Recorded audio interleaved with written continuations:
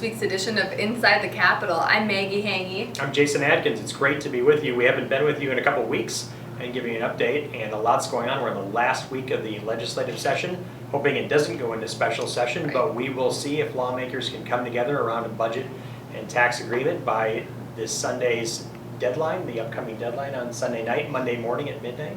But it's been a really eventful week. Minnesota Catholic Conference is right at the center of four headline-making issues. I'll just list them: gambling expansion, healthcare access for immigrants via Minnesota Care, the child tax credit, and of course the cuts to non-public pupil aid. I'll just start off with talking about the cuts to non-public pupil aid and the big rally that the non-public school community came together on. Our students, Protect All Students rally last week was a huge success. Tremendous energy in the Capitol Rotunda. We'll have footage, of course, in this video, but what an amazing day with some great student storytellers and testifiers talking about how cuts to nursing and transportation would impact them. This is really an important school choice issue because it's about making sure that people have the basic essential services they need to attend at the school that's best for him or her. How do we help all kids flourish in the right schooling environment? The state makes that commitment to funding essential students for all services. And we made sure to empty the tank on this one, Right. Make sure that our non-public school community came to the Capitol, which is not a small undertaking, given many challenges, driving, parking, the whole deal down here. So people came from all over the state for that. It was exciting, energizing, and we're feeling really good about the state of that issue right now. But if you're watching this and it's still before the end of session, please do take action at mncatholic.org. Make sure to let your legislators hear what you think about this issue. We don't want to sit there next week and be like, well, what if we did this? What if I just clicked that mouse? Then these important student aids would still be in law. Right, yeah, we had 500 or 600 people come to the Capitol, so it was just so exciting. And not only did we get to hear from some great legislators who are really strong on this issue, we had many legislators up on stage, but we also delivered our ask to the governor, and the students were just so encouraged, and the school faculty, we had meetings all day with legislators, so just a really encouraging day, and great to keep that momentum at least for the next week, and we'll see what happens after that with special session. Speaking of momentum, we were today heartened by the fact that a placeholder bill to possibly insert a full-blown gambling legalization bill was taken out of the Senate tax bill, removing a vehicle by which that broader gambling expansion bill could move forward. We're certainly in favor of public scrutiny around the practices of the sports gambling industry. The provisions in that bill weren't the way to do it, and we've removed a vehicle that would allow legislators to try to impose a sports gambling bill at the end of session. So the gambling industry continues to suffer setback after setback by these small and mighty anti-gambling forces at the Capitol. So we're really proud of that. We're really proud of the momentum, and the conversations that we're having with legislators are really working, sharing with them the harms that are emerging as we get all this data, more and more data, almost every week. Some new study comes out about the harms of gambling expansion. So we're continuing to be vigilant and wary of that and monitoring what's going on, and keep watching these Inside the Capitol to stay posted, and of course use our action alert to take action on that issue. Right, and our goal on that issue is not just to win the issue at the end of session, but really to help protect the family when we're talking about legalizing another vice, another addiction on our communities. Our concern is what impact would that have on Catholics in the pew, but also just people in our communities, especially those who have addictive personalities. So we're always focused on the family. And as Jason said at the top, another issue impacting the family that we've been working on is expanding the child tax credit. This is so important. The child tax credit passed in 2023. It's been a really important piece of tax relief for Minnesotans. Over 450,000 kids qualified already for the child tax credit. We think the state can do better.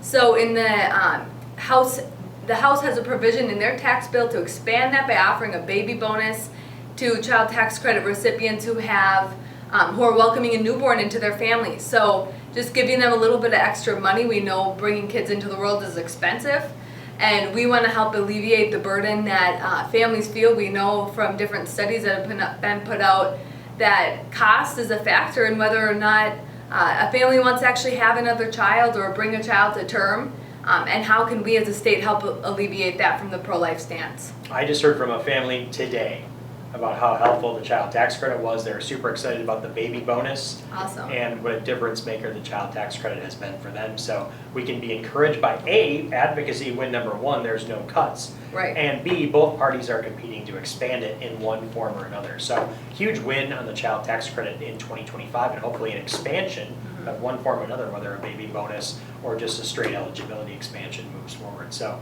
super excited about that. One other issue impacting basic economic security is access to healthcare. We know, everyone knows how important that is to be able to access not just acute care, but also preventative care as well, including for our immigrant brothers and sisters.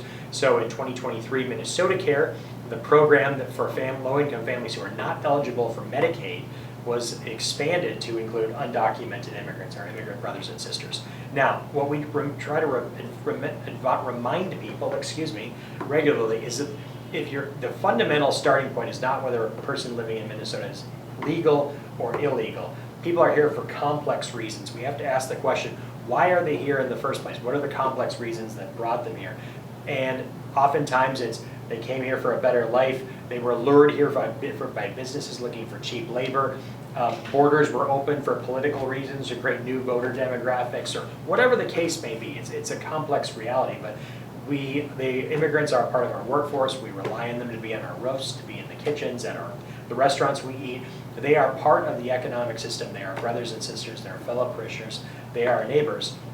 And what we're saying is that the state should preserve a way to provide health care access through health insurance for people who qualify and who can pay for it, by the way, just ensuring that basic measure of human dignity and access to health care is protected. Immigrants, of course, are open to paying for these things, but we have to create mechanisms one way or another to allow health care access for basic preventative care and acute care as well. Otherwise, it's going to drive up the healthcare costs for all of us through visits to emergency rooms, lost productivity at work, family challenges. And then some people say, well, why don't we just cover kids? Everyone agrees they're not here on their own volition. Well, who cares for the kids? Who cares for the elderly if we just start segmenting one group or another? So this is a really complex issue. We get it. There are reasonable concerns about costs and cost drivers, the fact that healthcare is expensive for everyone, for sure, but how do we try to find ways to make sure that people aren't sick and suffering, have the ability to steward the gift of life, that important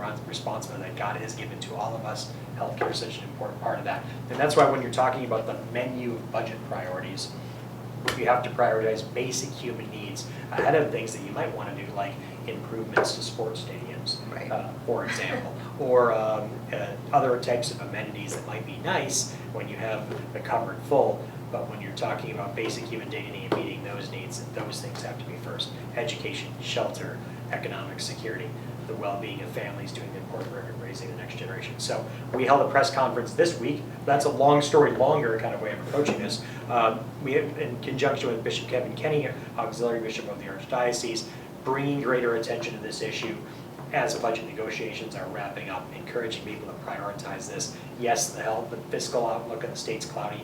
Yes, we're concerned about federal Medicaid cuts and what that impact that might have here, but recognizing the need to find some way, work creatively and collaboratively among the governor and legislative leaders to find a way to protect healthcare access for undocumented brothers and sisters. Right, and with that and all the issues that we're working on, we're always looking at putting people first. How is what they're proposing at the Capitol impacting people, whether that's, like I said earlier, people in our pews or just anyone in our communities, and this is just another example of our people first advocacy. And we're not trying to micromanage the political process or the specific technical ways in which healthcare access is granted, but really trying to give moral instruction to the state. You know, Martin Luther King said that the church doesn't seek to run the state, but the church does seek to be the conscience of the state. That's an important voice, and you're a part of that. That's when you take a click of the mouse through the Catholic Advocacy Network, you're a part of that process because you're part of the church too. It's not just the bishops, it's not just their staff, it's everyone in the pew speaking up as a church, providing real moral instruction to our public policy officials and the public policy process. That's what we're called to do as faithful citizens. Through the Catholic Advocacy Network, we open those doors to you, the folks in the pew. Right, and we are so thankful for all the advocacy you've done this session. We've literally had tens of thousands of people taking action on all these key issues we've been working on, especially the non-public pupil aid. Like Jason said, we have 1 week left of session, so keep up the advocacy, and we'll see if they're able to finish up by May 19th or if they need to call a special session. But either way, we need to keep our foot on the gas for the next week and really make our voices heard. Whatever happens, we'll be here to update you next week Right. on the next issue of Inside the Capitol. Thanks so much for joining us for this one. We'll see you again. Keep us in prayer. Thanks so much. God bless. Thank you.